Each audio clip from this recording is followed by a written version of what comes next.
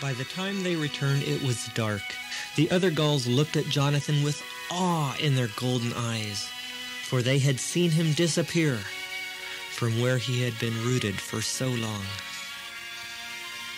He stood their congratulations for less than a minute. "I'm the newcomer here. I'm just beginning. It is I who must learn from you."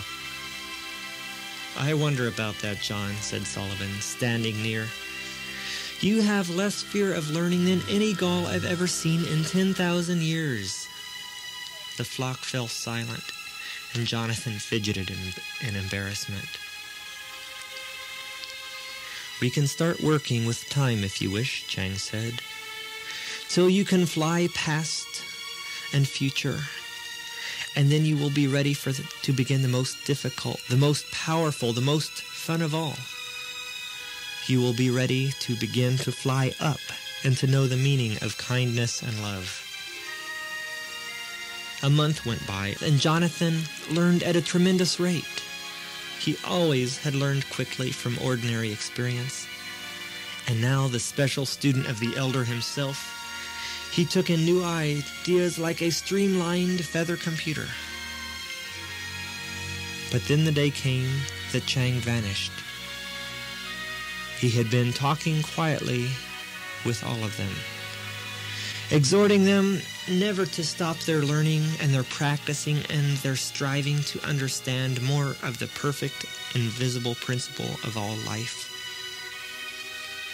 Then, as he spoke, his feathers went brighter and brighter and at last turned so bright that no gull could look upon him.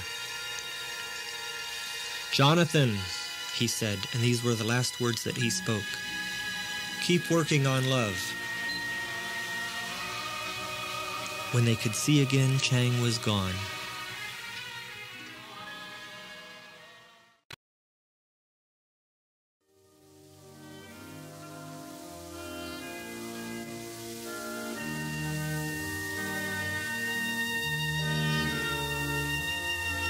As the days went past, Jonathan found himself thinking time and again of the earth from which he had come.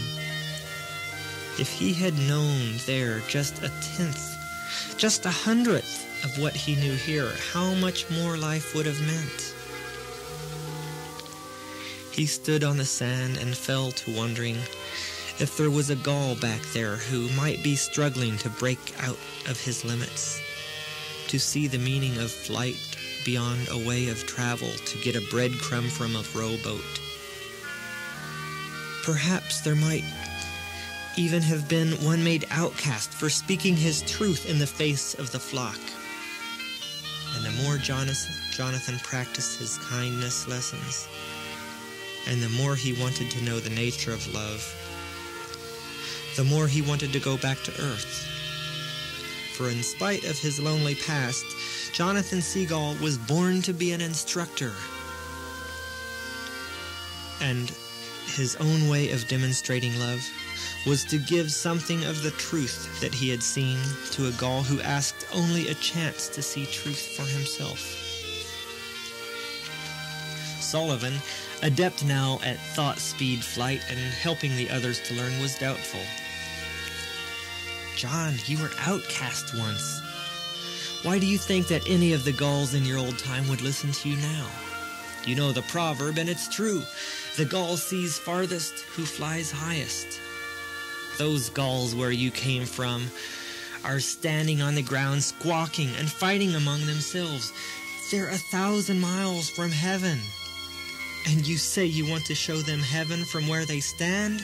John, they can't see their own wingtips. Stay here. Help the new gulls here, the ones who are high enough to see what you have to tell them." He was quiet for a moment, and then he said, "What if Chang had gone back to his old worlds? Where would you have been today?" The last point was the telling one, and Sullivan was right. The gull sees farthest who flies highest. Jonathan stayed and worked with the new birds coming in, who were all very bright and quick with their lessons, but the old feeling came back, and he couldn't help but think that there might be one or two gulls on earth who would be able to learn too.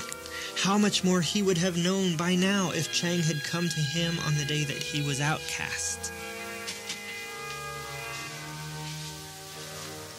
"Sully, I must go back," he said at last. "Your students are doing well. They can help you bring the newcomers along."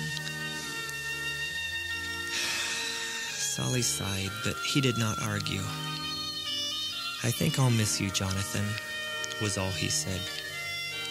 "Sully, for shame," Jonathan said in reproach, "and don't be foolish. What are we trying to practice every day? If our friendship depends on things like space and time, then when we finally overcome space and time, we've destroyed our own brotherhood.